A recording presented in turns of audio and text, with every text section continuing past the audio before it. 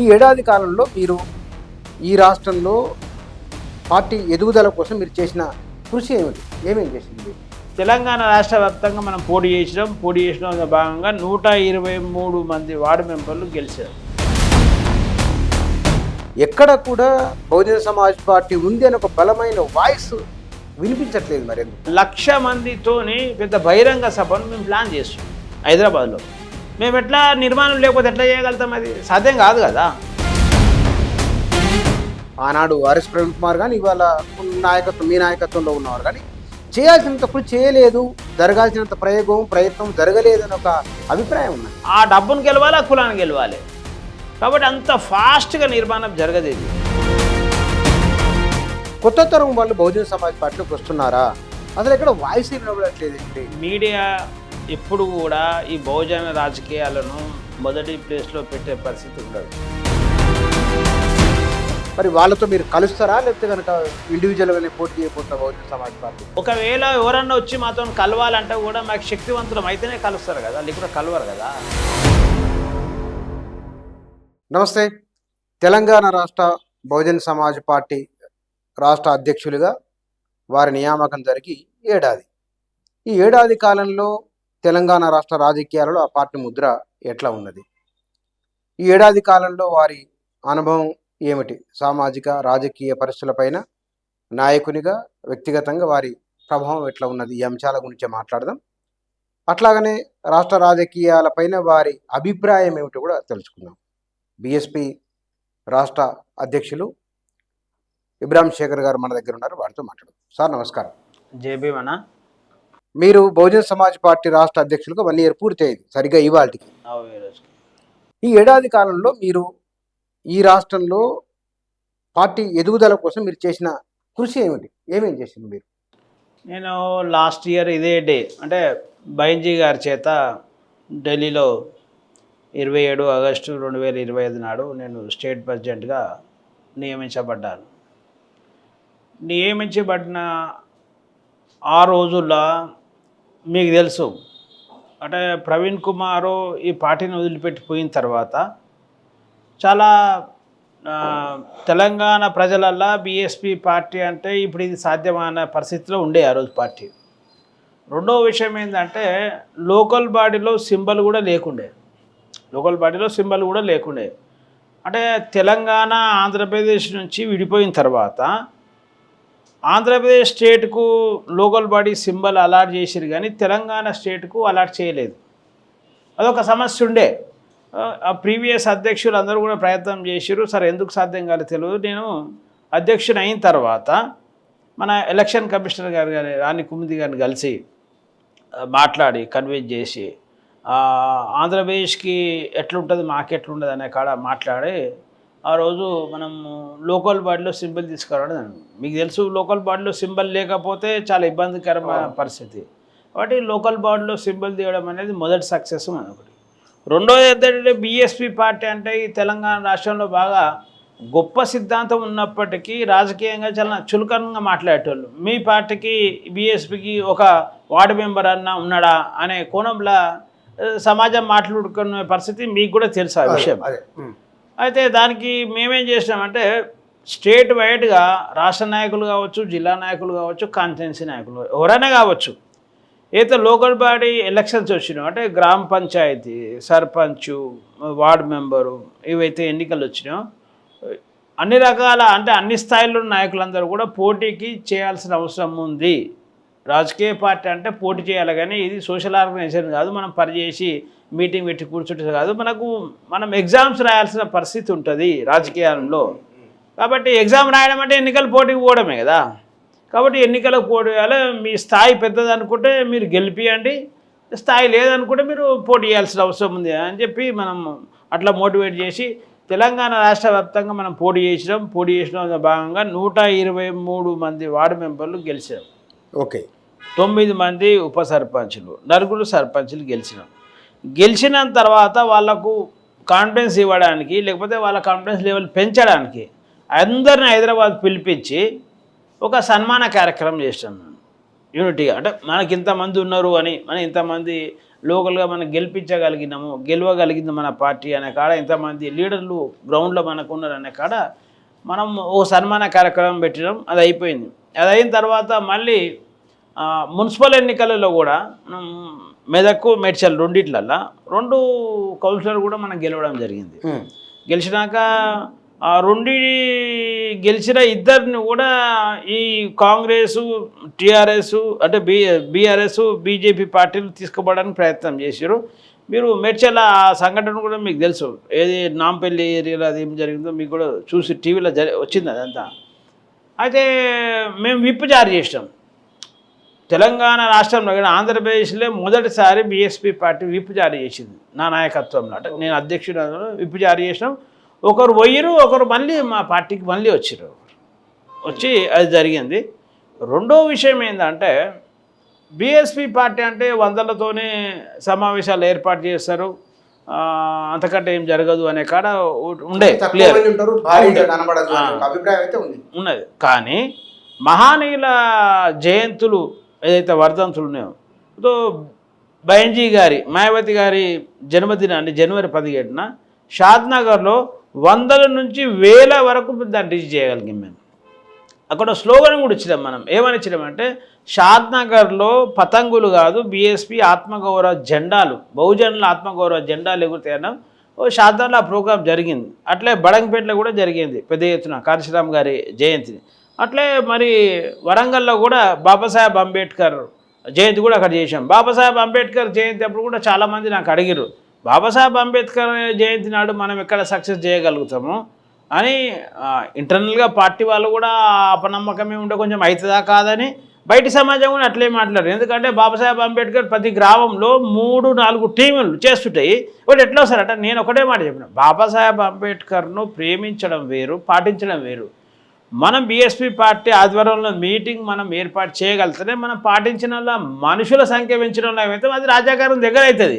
కాకపోతే ఇది ప్రేమించే వాళ్ళతో ఇది రాజ్యాధికారం దగ్గర అయ్యే అవకాశం ఉంది. కాబట్టి పాటించే వాళ్ళు రావాలంటే అన్ని పార్టీలను కాదని మనం మీటింగ్ రావాల్సిన అవసరం ఉంటుంది పార్టీకి. కాబట్టి ఆయన ప్రయత్నం చేసినాం. వరంగల్లో కూడా బ్రహ్మాండంగా 1000 సంఖ్యలో పాల్గొన్నారు ఈ ఏడాది కాలంలో. కానీ ఏడాది కాలంలో ఎన్ని గ్రామాలలో మీరు పార్టీ విస్తరించగలిగినారు? ఎందుకంటే ఎక్కడ కూడా బహుజన సమాజ్ పార్టీ ఉంది అని ఒక బలమైన వాయిస్ వినిపించట్లేదు, మరి ఎందుకు? అయితే మీరు ఒక విషయాన్ని గమనించండి. అయితే బీఎస్పీ పార్టీ మొదట ఎప్పుడు కూడా ఒక కాన్స్టెన్సీ లెవెల్కి వచ్చి ఆగిపోయేది. కాన్స్టెన్సీ లెవెల్కి వచ్చి అంటే రాష్ట్ర కమిటీలు ఉంటున్నాయి, జిల్లా కమిటీలు ఉంటున్నాయి, కాన్స్టెన్సీ కమిటీలు వచ్చి. కానీ ఇప్పుడు మీరు ఏంటంటే గమనించండి, మీరు ఏ గ్రామానికైనా వెళ్ళండి, ఏ మండలికైనా వెళ్ళండి, పార్టీ ఇప్పుడు సెక్టార్ దశ బూత్ దశకు చేరింది. సెక్టార్ దశకు బూత్ దశకు చేరింది.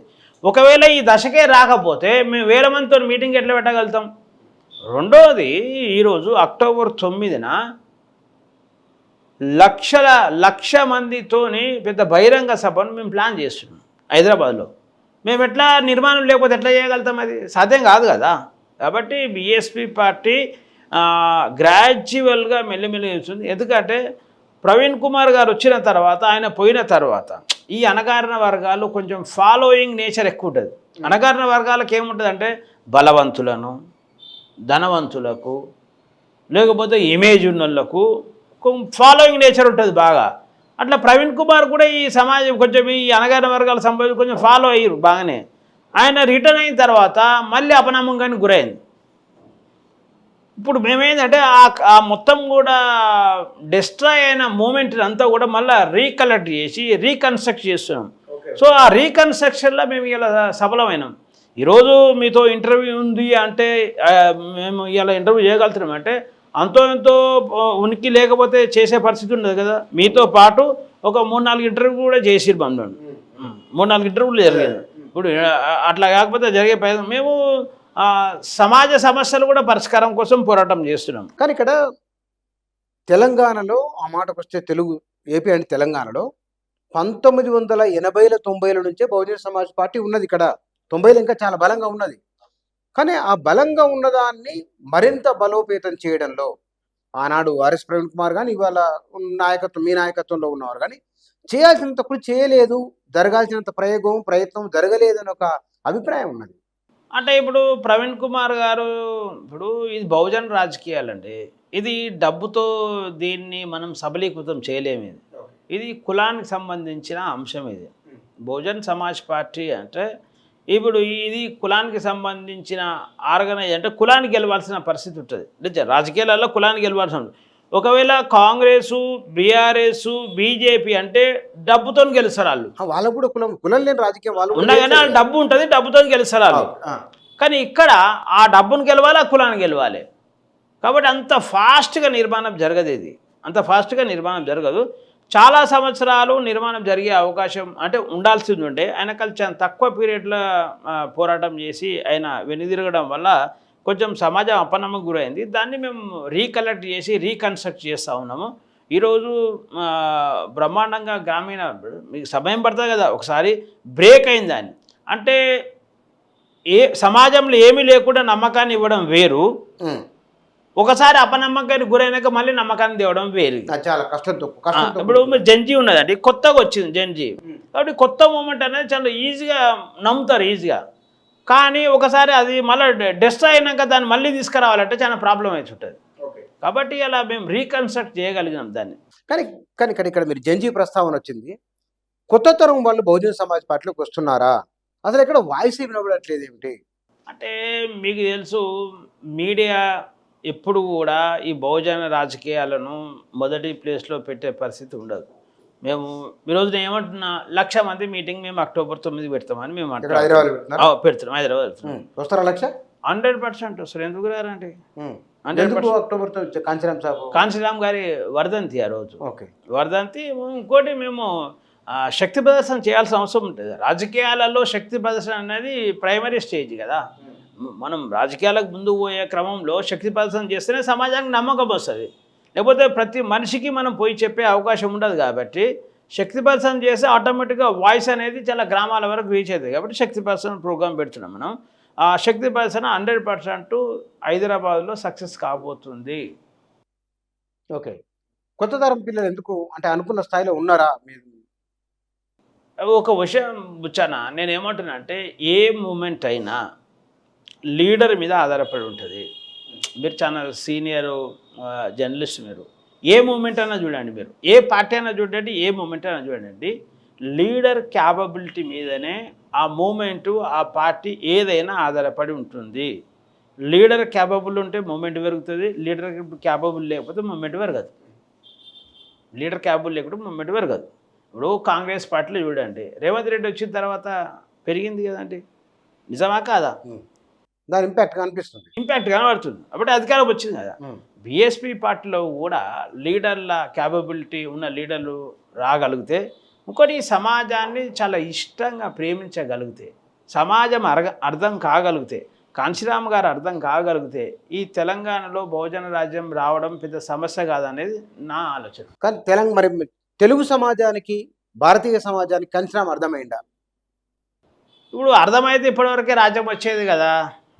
ఎప్పుడు సమాజానికి ఎప్పుడు కూడా ఒక నాయకుని ఆలోచన, ఒక సిద్ధాంతం అర్థం కాదు. ఇంకో నాయకుడు ఆ నాయకుని ఆలోచనను, ఆ సిద్ధాంతాన్ని అర్థం చేయించగలిగే నాయకుడు వచ్చినప్పుడు మాత్రమే ఆ నాయకుని ఆలోచన, ఆ నాయకుని సిద్ధాంతం ఏదైతే ఉంటుందో అది ఇంప్లిమెంట్ జరుగుతుంది, అది సక్సెస్ అవుతుంది. తప్ప ఆ నాయకుడు తీసుకోపోలేనప్పుడు ఎప్పుడు కూడా సక్సెస్ కాదు. ఫర్ ఎగ్జాంపుల్, భారతదేశంలో స్వతంత్ర పోరాటం ఎన్ని రోజులు జరిగినప్పటికీ గాంధీ గారు వచ్చినాక చాలా బ్రహ్మాండంగా జరిగింది అనేది మనం చరిత్రలో చూస్తున్నాం. మనం వాస్తవం కూడా అది. అణగారిన వర్గాల కోసం చాలా ఈ దేశంలో ఎంతోమంది పనిచేసినప్పటికీ బాబాసాహెబ్ అంబేద్కర్ పోరాటంలో చాలా వెలుగులోకి వచ్చిన సందర్భం మనం చూసాం. అట్లా బాబాసాహెబ్ అంబేద్కర్ కూడా రాజ్యాధికార పోరాటం ఆయన కూడా కొనసాగించినప్పటికీ ఆయన ఆరోగ్య రీత్యా లేకపోతే ఏజ్ ఎక్కువ కావడమా, అప్పుడు ఆయన ఆర్పిఐ అనేది క్షీణించిపోవడం, అంటే ఆర్పిఐ కాకముందే లేబర్ పార్టీ కావచ్చు, లేకపోతే ఎస్సీ ఎస్టీ ఫెడరేషన్ కావచ్చు, ఇవన్నీ రాజకీయ ప్రయత్నాలు చేసిండు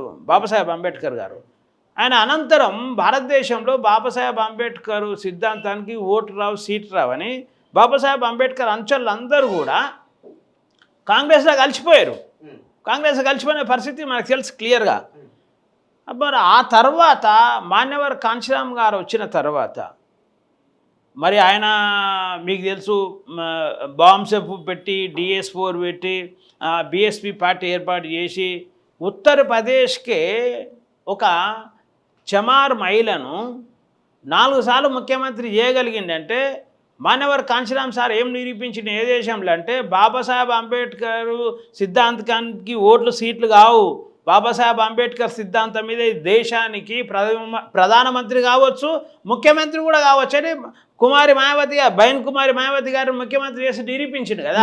ఇక్కడ మన రాష్ట్ర విషయానికి వద్దాం. టికెట్లు రాని వాళ్ళు అక్కడ BHP టికెట్ తీసుకొని వాళ్ళు గెలిచి ఎమ్మెల్యేలు అయ్యారు. అది మనం చూసినాం. ఉమ్మడి రాష్ట్రంలో అది ఎక్కువ కనబడ్డది. మన రాష్ట్రంలో ఇప్పుడు ఎమ్మెల్సీ ఎన్నికలు వస్తున్నాయి.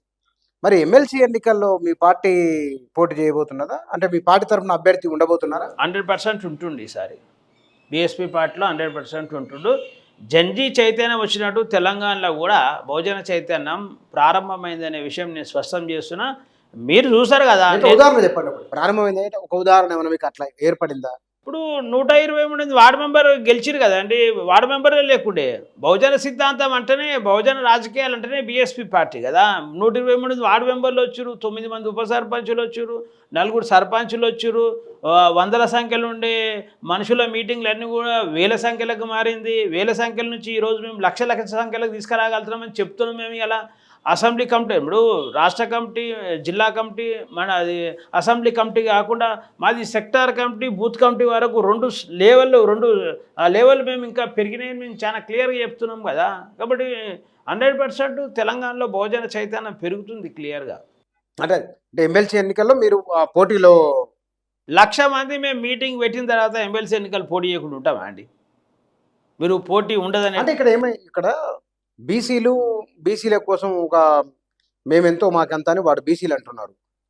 ఒకవైపున దళితుల్లో వచ్చిన రాజకీయ పార్టీలను వారు పోటీ చేస్తామని అంటున్నారు. మరి వాళ్ళతో మీరు కలుస్తారా, లేకపోతే కనుక ఇండివిజువల్గానే పోటీ చేయబోతున్న బహుజన సమాజ్ పార్టీ? ఎప్పుడు కూడా బహుజన్ సమాజ్ పార్టీ ఒకవేళ అలయన్స్లో అవన్నీ అనే విషయాలు ఉంటే బైంజీ గారి నిర్ణయం తీసుకెళ్తారు, బైంజీ గారి నిర్ణయం తీసుకుంటారు. అది స్టేట్ కమిటీ నిర్ణయం ఆధారపడి ఉండదండి అది. కానీ నేనేమంటున్నా అంటే ఒకవేళ ఎవరన్నా వచ్చి మాతో కలవాలంటే కూడా మాకు శక్తివంతులం అయితేనే కలుస్తారు కదా, లేకుండా కలవరు కదా. ఇప్పుడు రాజకీయాలలో శక్తి లేకుండా ఎవరు కూడా కలిసి ప్రయోజనాలు ఆలోచన చేయరు. కాబట్టి శక్తే మెయిన్ ఇంపార్టెంట్ కదా. కాబట్టి ఈ 1,00,000 మంది మీటింగ్ మేము పెట్టిన తర్వాత ఈ తెలంగాణలో బహుజన రాజకీయాల్లో మేమే శక్తివంతులం అవుతాం కదా. 100% ఎవరన్నా సహకరిస్తే ఖచ్చితంగా తీసుకుంటాం. ఎందుకు తీసుకోమండి? ఓకే, ఆలోచన ఉంది. 100% ఒకవేళ ఇస్తే తీసుకుంటాము. ఆ విషయం కూడా బైంజీ గారి దృష్టికి తీసుకెళ్తాము. బైంజీ గారి నిర్ణయం ప్రకారమే జరుగుతుంది అంతా. ఇక్కడ మన రాష్ట్రం విషయానికి వస్తే కనుక ఈ 3 సంవత్సరాల కాంగ్రెస్ పరిపాలన ఎట్లా ఉందని మీరు అనుకుంటున్నారు? అసలు ప్రజలు ఇప్పుడు ఎన్నికలు వస్తే కాంగ్రెస్ను ఓడగొట్టే పరిస్థితి ఉన్నారు. ప్రజలంతా కూడా ఎంత నిరుత్సాహం ఉన్నారంటే నువ్వు చిన్న చిన్న విషయాలు తప్పిస్తే ఎక్కడ కూడా ప్రజలు మానసికంగా బాగా వాళ్ళు ఇబ్బంది ఫీల్ అవుతున్న పరిస్థితి కనబడుతుంది. మీకు కూడా తెలిసి అలా. ఎందుకంటే BRS పార్టీ వాళ్ళు స్పీడ్ పెంచడము, BJP పార్టీ స్పీడ్ పెంచడము, నమ్మకం కోల్పోయింది. కాంగ్రెస్ పార్టీ చాలా నమ్మకం కోల్పోయింది అనే విషయం అయితే స్పష్టం చేశారు. ఎందుకంటే హామీలు ఏవి కూడా నెరవేర్చలేరు కదా.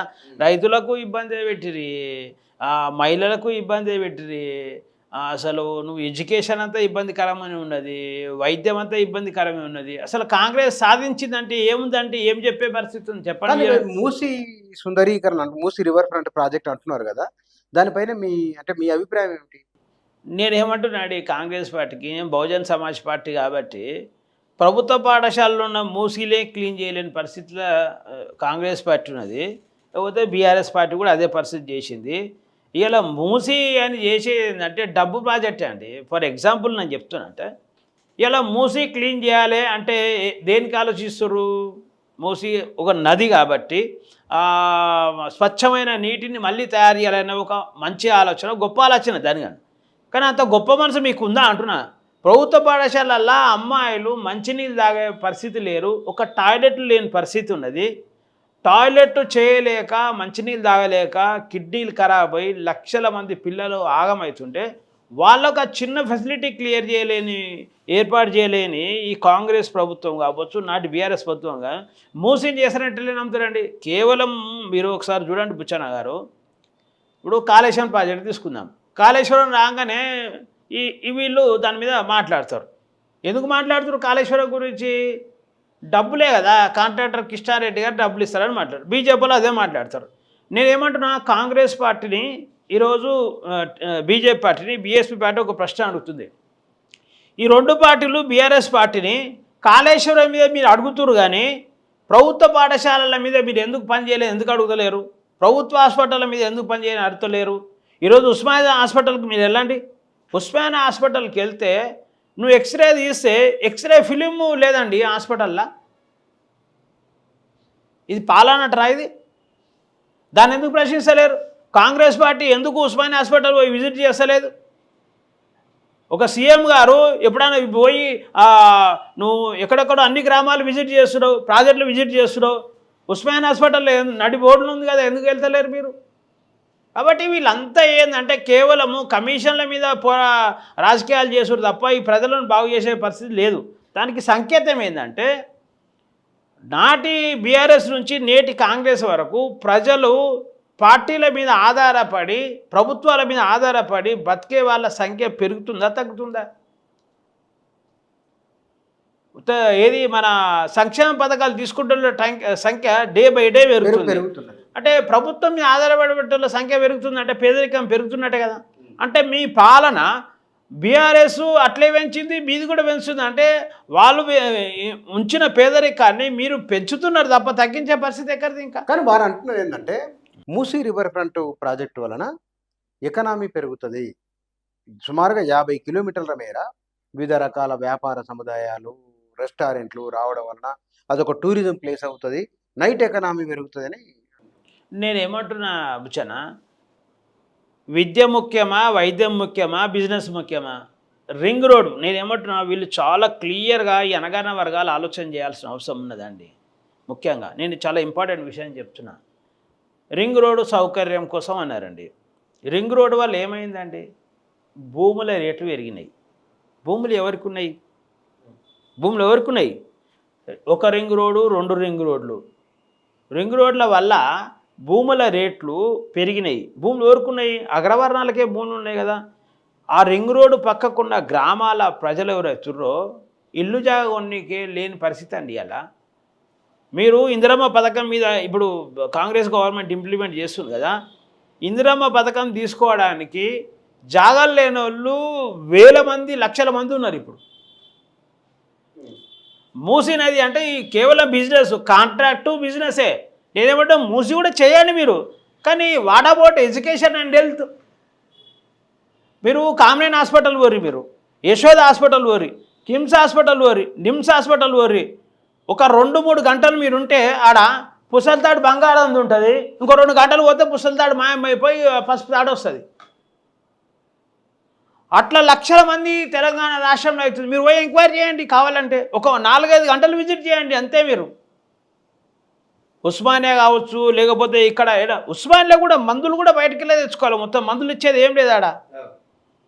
కామినేని కాడ, యశోద కాడ, కిమ్స్ కాడ, నిమ్స్ కాడ, ఈ అపోలో కాడ మీరుంటే మిడిల్ క్లాస్ ఎవరైతున్నారో ఆ మిడిల్ క్లాస్ వాళ్ళందరూ కూడా ఒక 4-5 గంటలు మీరు అక్కడ ఉండి చూస్తే ఈ పుస్తల తాడులు, బంగారాలన్నీ పోయి అవన్నీ కూడా తాడులుగా మారిపోతున్నాయి ఆడ పరిస్థితి. కానీ ఇక్కడ మరి ఇంత సీరియస్గా ఉన్నప్పుడు బహుజన సమాజ్ పార్టీ ఒక ధర్నాను, రాస్తా రోకోను, ఒక నిరసన కార్యక్రమం ఇంతవరకు ఏడాది అంతకుముందు చేయలేదు, ఇప్పుడు కూడా ఏం చేసినట్లేదు. చేస్తూనే ఉన్నాగా మేము, ఎందుకు చేస్తలేమండి? ఇప్పుడు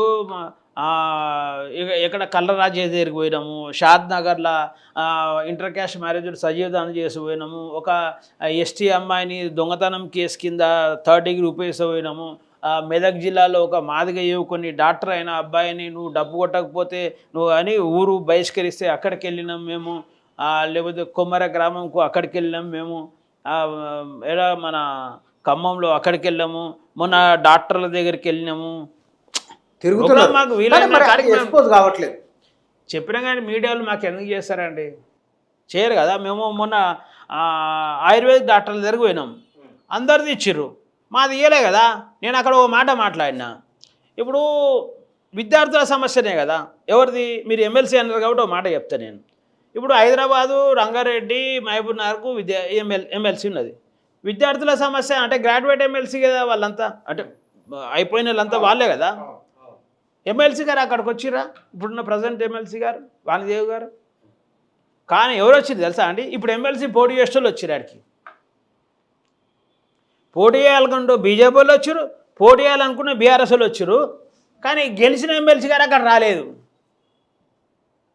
మీకు అర్థమవుతుంది వాళ్ళ ఆలోచన అంతా అంటే గెలిచే వరకే వీళ్ళని బహుజనులు వాడుకోవాల్సిన అవసరం ఉన్నది ఓటు బ్యాంక్ కదండి కాబట్టి గెలిచినాక మళ్ళీ వాళ్ళని పట్టించుకునే అవకాశం లేదు పేదరికం అని మీకు ఇంకో విషయం కూడా చెప్తున్నా భారతదేశంలో స్వాతంత్రం వచ్చినప్పటి నుంచి అన్ని రాజకీయ పార్టీలు పేదరికాన్ని నిర్మూలిస్తామని మాట్లాడుతున్నారు పేదరికాన్ని నిర్మూలించేది ఉంటే ఈ దేశంలో ప్రభుత్వాల మీద ఆధారపడే మనుషుల సంఖ్య ఎందుకు పెరుగుతుంది ఒక తండ్రి ఉంటాడు తండ్రికి 2-3 కొడుకులు ఉంటారు కొడుకు తండ్రి మీద ఎన్ని డబ్బులు ఆధారపడి జీవిస్తే తండ్రి సంతోషపడతాడా లేకపోతే తను సంపాదించి తండ్రికి సహకారం అయితే తండ్రి సంతోషపడతాడా అంటే ఈ దేశంలో పేద ప్రజలు ప్రభుత్వాల మీద ఆధారపడే పాలన చేసే మీరు హ్యాపీగా ఉన్నారు మేము బాధలో ఉన్నాం కదా కాబట్టి ఈ పాలన అంతా కూడా పేదరికాన్ని పెంచే పాలన తప్ప పేదరికాన్ని తగ్గించే పాలన కాదు రీసెంట్గా చూడండి జర్నలిస్టులు అండి జర్నలిస్టు నిజం రాయొద్దా అండి మీరు నిజం అడగొద్దు అనండి ఇప్పుడు మీరు ఒక మాట అడుగుతున్నారు మీరు మీ పార్టీ డెవలప్ అవుతలేదు కదా ఎట్లా మీ పార్టీ కనబడతలేదు ఎట్లా అంటే మీ మీద దాడి చేయాలన్నా నేనేమన్నా ఓ జర్నలిస్ట్ మాదికి జర్నలిస్ట్ మీద అంత దాడి ఏందండి ధర్నాలు చేయాలి నేను ఒక మాట్లాడుతున్నా అండి కాంగ్రెస్ ప్రభుత్వానికి తప్పు జరిగితే ప్రజలందరూ వచ్చి లేకుంటే ఆర్గనైజేషన్స్ వచ్చి ఆ వర్గాలకు సంబంధించిన అణగారి వర్గాలకు సంబంధించి ధర్నా చేసే వరకు అరెస్ట్ చేయరా ఇంకెన్ని రోజులు జరుగుతాయి తెలంగాణలో దాడులు రెడ్డోళ్ళ మీద దాడులు జరుగుతున్నాయా వెరుమల దాడులు జరుగుతున్నాయా కొండ సూర్యకను ఈరోజు సస్పెండ్ చేశాను అంటున్నాండి ఒక మాట అడుగుతున్నాను సస్పెండ్ చేస్తా అంటారు కదా రాజగోపాల్ రెడ్డి ఎందుకు సస్పెండ్ చేస్తలేరు కొండా సురేఖ గారిని సస్పెండ్ చేస్తారని మాట్లాడుతున్నారు కదా అవునా వాళ్ళ బిడ్డ మాట్లాడితే ఆమెకేం సంబంధం అండి వాళ్ళ బిడ్డ మాట్లాడితే ఆమెకేం సంబంధం రాజగోపాల్ రెడ్డికి వాళ్ళ అన్న మా వెంకటరెడ్డికి సంబంధం ఉండదు మాట్లాడితే అంటే బలహీన వర్గాలు వాయిస్ అయ్యొద్దా 100% కొండ సురేఖర్ గారికి బీఎస్పీ పార్టీ 100% అండగా ఉంటుంది మద్దతు ఇస్తాం అంటే ఆమె ఆర్గ్యుమెంట్కి మద్దతు ఇస్తారా మీరు 100% ఇస్తామండి అవమానం జరిగితే ఎందుకు కూడమండి ఇప్పుడు బీఎస్పీ పార్టీ అంటేనే ఎస్సీ ఎస్టీ బీసీ మైనార్టీల ఆత్మగౌరవం కోసం పోరాటం చేసే పార్టీ 100% మేము మద్దతు ఉంటాం ఎందుకంటే జాతీయ స్థాయిలో ఇవాళ కాక్రోచ్ జనతా పార్టీ అది వ్యంగ్యంగా వచ్చినప్పటికీ కేంద్ర ప్రభుత్వాన్ని ఒక మెట్టు దింపింది కేంద్ర మంత్రి రాజీనామా చేయాల్సి వచ్చింది మరి 10-12 ఏళ్ల కాలంలో దళితులపైన దాడులు జరిగినాయి చాలా కొన్ని సందర్భాలలో అవమానకరమైన అంశాలు కూడా జరిగినాయి దళితుల విషయంలో మరి బహుజన్ సమాజ్ పార్టీ జాతీయ స్థాయిలో ఒక ఆందోళన కార్యక్రమం తీసుకున్నట్టు ఎక్కడ లేదు అసలు జాతీయ స్థాయిలో కూడా మీ పార్టీ ఎందుకు నానాటికి పడిపోతున్నది కారణం ఏంటంటే రివ్యూ చేసుకున్నారా అంటే జాతీయ పార్టీ అంటే నేషనల్గా బీఎస్పీ బలహీనపడుతుందని ఇది ఒక ప్రచారము ఒక అపోహ నేనేమంటున్నా బీఎస్పీ పార్టీ బలహీనపడితే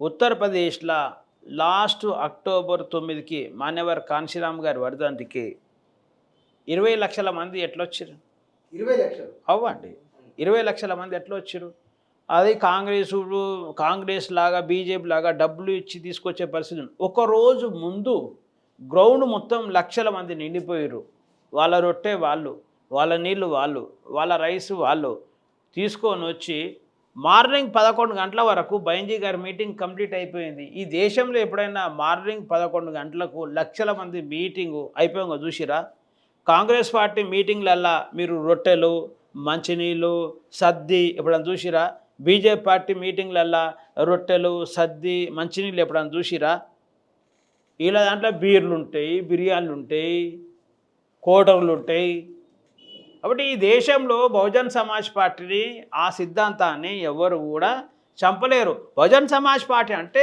ఈ అణగారిన వర్గాల ఆత్మగౌరవ వేదిక అది దాన్ని ఎవరు చంపడం ఎవరు తరం కాదు కానీ ఇక్కడ వచ్చే ఎన్నికల్లో కూడా బహుశా ఉత్తరప్రదేశ్లో మళ్ళీ బీజేపీ గెలుస్తానంటున్నారు మరి బీఎస్పీ కనీసం ప్రజల్లోకి వెళ్తున్నది, ఏం జరుగుతున్నది బీఎస్పీలో, ఉత్తరప్రదేశ్ ఇప్పుడు బీఎస్పీ? బీఎస్పీ పార్టీ ఇట్లా బయటికి కనబడే పోరాటాలు చేయదండి. మీరు మమ్మల్ని చాలా అడుగుతారు ఏమని అంటే, మీరు బీఎస్పీ కనబడతలేదు అంటారు. నేనేమన్నా మాది ఫోర్త్ లెవెల్కి వచ్చిందండి. అంటే state level, district level, assembly level నుంచి sector level, booth level, fifth level వరకు మా పార్టీ రీచ్ అయిందని చెప్తున్నా. కానీ మీకు ఆ విషయం తెలియదు. ఎందుకంటే మేము ప్రచారానికి పెద్ద ఇంపార్టెన్స్ ఇయ్యం, మేము గ్రౌండ్లో పనిచేస్తుంటాం. ఇంకోటి మీడియా కూడా మమ్మల్ని అంత ఎక్స్పోజ్ చేసే పరిస్థితి ఉండదు. ఇలా నిజంగా అనుకో, నేను ఇప్పుడు స్టేట్ ప్రెసిడెంట్ అయినండి, 1 year అయింది కదా, ఏమైందని ఏమన్నా పేపర్లు మమ్మల్ని అడిగే పరిస్థితి ఉందా? 1,00,000 మంది మీటింగ్ పెడుతున్నామని చెప్పి సోషల్ మీడియాలో మేము ప్రచారం చేస్తూనే ఉన్నాము, కానీ మమ్మల్ని అడిగిన వాళ్ళు ఎవరు లేరు కదా. 1,00,000 మంది రావాలి కదా, వచ్చినాక వస్తుంది. ఆ? 1,00,000 మంది ఎప్పుడైతే మీరు తెస్తారో హైదరాబాద్కు, ఆ మర్నాడు నుంచి మీకు వస్తుంది. 100 మంది నుంచి 1,000 మందికి వచ్చినాడు కూడా వేయలే.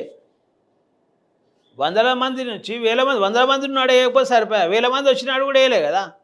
ప్రజల్లో ఈ పార్టీ ఉన్నది అనే వారి అనుభవంలోకి రావాలి. మాది నేను ఒక ప్రశ్న అడుగుతానండి, సిపిఐ సిపిఎం కట్ట మాది వీక్ ఉంది ఏమైనా పార్టీ? ఏమైనా సిపిఐలు స్టేట్లో రాస్తారు, సిపిఎంలో స్టేట్లో రాస్తారు, జనసేనలో రాస్తారు. మాకన్నా జనసేనలు బలంగా కూడా లేకపోతే మాకన్నా కవిత పార్టీ ఏమైనా బలంగా ఉందా అండి? ఇలా ఏమైనా కవిత గారు రోజు స్టేట్మెంట్స్ ఇస్తారు. జనసేనలో వస్తే వాళ్ళది ఫుల్ స్టేట్లు ఇస్తారు, సిపిఐ సిపిఎంలు ఇస్తారు, బీఎస్పీలో ఎందుకు ఇయ్యరు? మాకన్నా బలంగా రైలు స్టేట్లో. మరి మీరు అంటే ఇది వివక్షత కాదా? 100% వివక్షతనే. కల్వకుంట్ల కవిత గారి పార్టీ బీఎస్పీ పార్టీ కంటే బలంగా ఉందా అంటున్నాను నేను. నేను ఇప్పుడు ఒక మాట, కల్వకుంట్ల కవిత మాజీ ఎంపీ, ఎమ్మెల్సీ, ఆమె ఒక మాజీ ముఖ్యమంత్రి బిడ్డ. ఆర్ఎస్ ప్రవీణ్ కుమార్ కూడా రాష్ట్ర అధ్యక్షులు ఉన్నప్పుడు ఆయన గురించి టీవీలో రాసినాయి, పేపర్లు వచ్చినాయి, చాలా పెద్ద ఎత్తున ప్రచారం వచ్చింది. ఆయనకు ప్రచారం వచ్చింది కాబట్టే బహుజన సమాజ్ పార్టీ అక్కడక్కడ కొంత అనగలిగిండ్రు. సరే, ఆ తర్వాత ఏంటంటే తర్వాత విషయం, కానీ ఇటు అవకాశం ఇచ్చింది. మేము కూడా ఎవరో తెలుసా అండి, ఈ దేశంలో ప్రతి మనిషికి హక్కు కల్పించిన బాబాసాహెబ్ అంబేద్కర్ ఆలోచనను ప్రజల్లోకి తీసుకుపోతున్న మనుషులం. ఈ దేశంలో మనువాదులు కేవలము ధనవంతులు అణచివేయబడుతున్న అణచివేసే ప్రజలు మాత్రమే, ఆ వర్గాలు మాత్రమే ఈ దేశాన్ని పాలించగలరని నడుస్తున్న ఈ సమాజానికి వ్యతిరేకంగా పనిచేసి పీడితులు, పేదలు, అణగారిన వర్గాలు, అంటరాని కులానికి సంబంధించిన వాళ్ళు దాడులకు గురవుతున్న ప్రజలు కూడా ఈ దేశాన్ని పాలించగలరని ఉత్తరప్రదేశ్కి, ఈ అంటే ఎన్నో దేశాల కంటే పెద్దదైన రాష్ట్రం, భారతదేశంలో అతిపెద్ద రాష్ట్రమైన ఉత్తరప్రదేశ్కి 4 సార్లు ముఖ్యమంత్రి చేసిన బహుజన రాజకీయ, అంటే భారతదేశంలో రాజకీయ దురంధరులను నిర్మించిన పార్టీకి సంబంధించిన రాష్ట్ర అధ్యక్షుడు నేను కూడా. కానీ కదా వచ్చే ఎన్నికలు ఉత్తరప్రదేశ్లో మరి అధికారంలోకి రావచ్చా? 100% మాయావతి గారు ముఖ్యమంత్రి అవుతారు ఈసారి. ఉందా స్కోప్? అంటే సాధారణంగా రాజకీయ నాయకులు అవుతామని అంటారు, కామన్ ఎవరు అన్నారు, కానీ నిజంగానే అంత ఉందా, వస్తుందా? నేను ఏమంటున్నా, నాకు ఈ ప్రజలు ఎందుకో ఈ డౌట్లు ఎందుకో అర్థం కాదు. ఇప్పుడు కాంగ్రెస్ పార్టీ తెలంగాణ ఉద్యమం జరిగిందండి, తెలంగాణ ఉద్యమంలో బీఆర్ఎస్ వచ్చింది, ఆ రోజు ఏం లేకుండే కదా, ఇలా మళ్ళీ కాంగ్రెస్ వచ్చింది, అవునా కదా? ఎందుకు వచ్చిందండి? ఎందుకు వచ్చింది? బీఆర్ఎస్ తప్పులు చేస్తేనే కదా వచ్చింది. బీజేపీ దేశంలో తప్పులు చేస్తుందా లేదా? ఉత్తరప్రదేశ్లో అనగారిన వర్గాల మీద దాడులు జరుగుతున్నాయా లేదా? అంటరాంతరం ఉందా లేదా? అసలు రాముని పేరు మీద దొంగతనం అయిందా లేదా? అంటే ఇవన్నీ అయిన తర్వాత మేము చాలా క్లియర్గా ప్రజలకు చెప్తున్నాం, మా క్యాడర్ ఉంది అంటున్నా. మీకు చెప్తున్నా, 90% బూత్ కమిటీలు కంప్లీట్ చేయించింది బైజీ ఈసారి ఉత్తరప్రదేశ్లో. మరి అంతమంది జనం, లక్షల మంది ఎక్కడికి వెళ్ళొచ్చు? తెలంగాణలో మీరు నెక్స్ట్ ఏం చేయబోతున్నారు? తెలంగాణలో నెక్స్ట్ టార్గెట్ మాది అక్టోబర్ 9 1,00,000 మందితో మీటింగు. ఆ నెక్స్ట్ టార్గెట్ అంటే డిసెంబర్ ఎన్నికలలో కూడా మేము మున్సిపల్ ఎన్నికల్లో కూడా పోటీ చేయబోతున్నాం. ముఖ్యంగా ఎమ్మెల్సీని టార్గెట్ చేస్తున్నాం మేము ఈసారి. మహబూబ్నగర్, రంగారెడ్డి, హైదరాబాద్ ఎమ్మెల్సీని మేము టార్గెట్ చేస్తున్నాం. ఖచ్చితంగా గెలవబోతున్నాం. అది రైట్ సార్, థ్యాంక్ యూ. చెప్పి తాను బహుజన సమాజ్ పార్టీ తెలంగాణ శాఖకు అధ్యక్షులైన తర్వాత వారు చేసిన కార్యక్రమాలు ఏమిటి, భవిష్యత్తులో బహుజన సమాజ్ పార్టీ ఎట్లా ఉండబోతున్నది, జాతీయ రాజకీయాలు, రాష్ట్ర రాజకీయాలపైన వారి విశ్లేషణ, వారి అభిప్రాయాలు. Thank you.